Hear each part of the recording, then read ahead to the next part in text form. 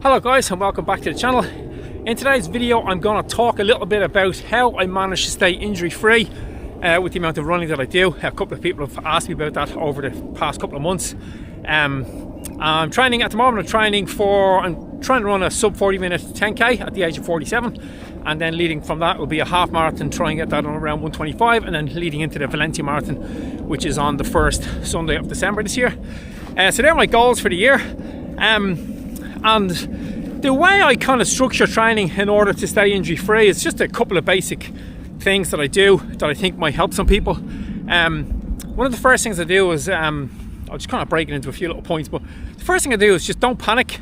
Is probably the best advice I can give anybody. If you feel a little bit of a strain coming on, yeah, don't panic. Muscle pain or body pain is not closely related with tissue damage. So I think we're all very quick to think that once we have a little bit of a pain, we think that we have some sort of tissue damage, and we're always rushing to get a diagnosis of it. So do I have shin splints? Do I have sciatica? Do I have piriformis syndrome? All these things. Sometimes it can just be a little bit of an ache in a muscle, or a joint, or a ligament, or a tendon. It doesn't always have to have a specific diagnosis. In fact, quite often in reality there isn't a specific diagnosis for whatever is causing the pain, because pain is quite a complicated thing. So that's why I say don't panic, you know. Give it a couple of days, try and let it settle down, see how it is before you start jumping into Dr. Google and trying to find out exactly what it is. Just take it as it comes, I think, initially. Probably the second thing I would do after that then is my advice to anybody is to take action. So if you do have a little bit of a strain that's going on longer than a day or two, is take action. So let's say it's a little bit of a calf strain. What I do in my training is then I might just do a little bit of calf stretching. I don't generally tend to do a whole lot of stretching. I don't tend to do a whole lot of specific warm up or cool down after runs. Usually, especially if I'm doing a workout, my first 2 or 3 kilometers might be just really easy, and then I go into the intensity stuff, and then I finish with 2 or 3 easy kilometers. That's the same with a long run. Even if I'm finishing my long run with a little bit of speed work, I'll usually then continue and just do another 2 kilometers where the intensity drops quite low. I think doing that is very good because the metabolites and the byproduct of exercise that build up in your body are much better buffered out if you do a little bit of easy exercise to finish. So that's something that I always do.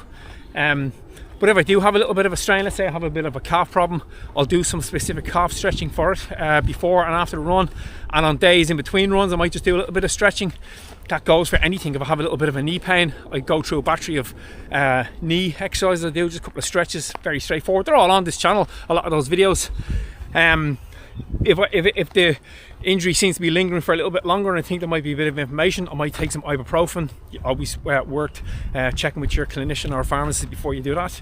I always then try and get on top of the water, so I'll make sure that I'm staying hydrated, and then I get the adequate amount of hydration in. If there is a little bit of achy pain, I'll also check my sleep. So, you know, this is all part of taking action. So if I am getting a little bit of, you know, low back pain or pain along the back of my hamstring or down whatever, a little bit of plantar pain, I just look back over my watch and see what my sleep has been like, and quite often you'll see a correlation between poor sleep and a little bit of onset of pain. So therefore I'll spend a couple of nights where I try to get to bed half an hour earlier than what I usually would, and just make sure that I'm getting that sleep along with the good nutrition just for those couple of days. Just make sure you're getting your nutrients in, make sure you're getting your vitamins, minerals, and adequate amount of protein and carbohydrate in, you know.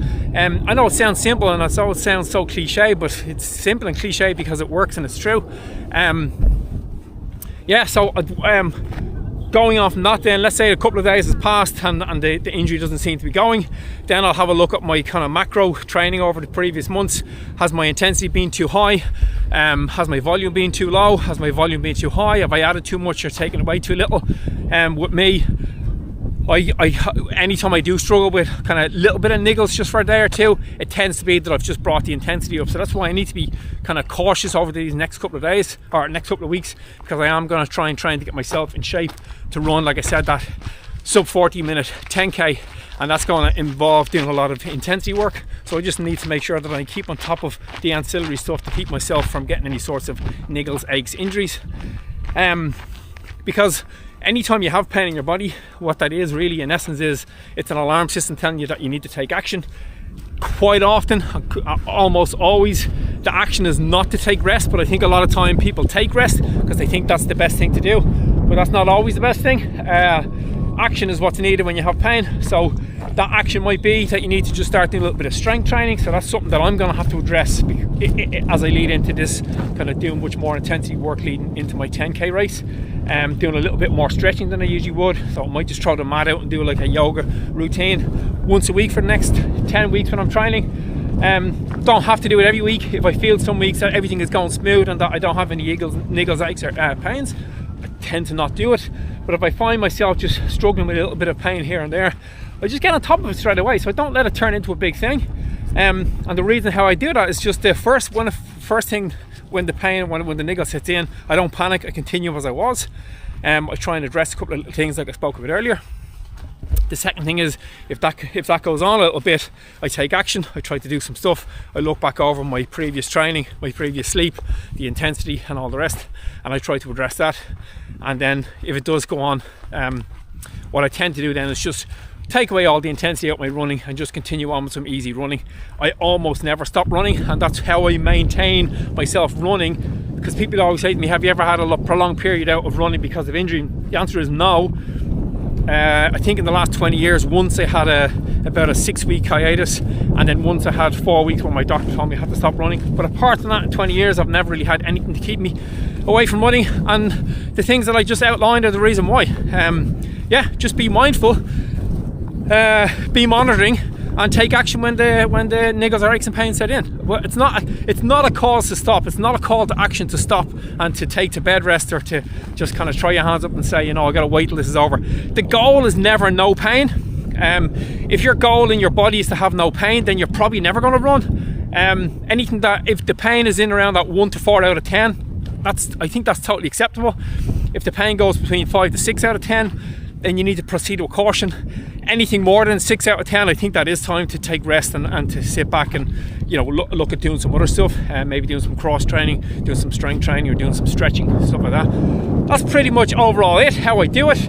It's not complicated, it's fairly simple. It's advice you've probably heard before, but that hopefully is it all packaged up for you to kind of digest it in a much easier manner. Anyway, that's it for this video, guys. Remember, run far, run fast, but most of all, run sensible.